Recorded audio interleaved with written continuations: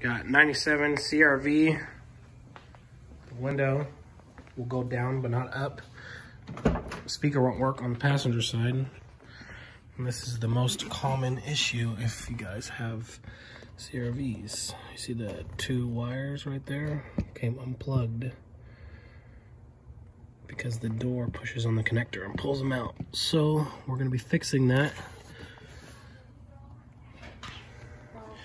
You got, take the plastic green connector off, and then on the top you push that down. Take the connector off in the middle. I'll say that escalated quickly. You take the 13 or the 12 millimeter right here, and then 2 12 mils on the door side, and it just comes straight off. So this was all that was left of my connector. 3 wires. Everything was pulled completely out.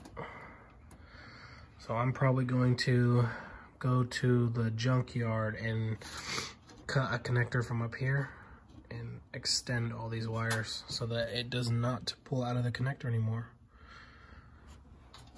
We'll see how that goes today.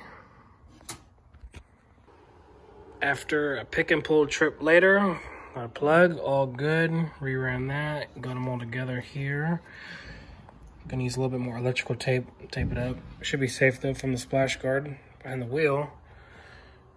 And we should have working windows and speakers again.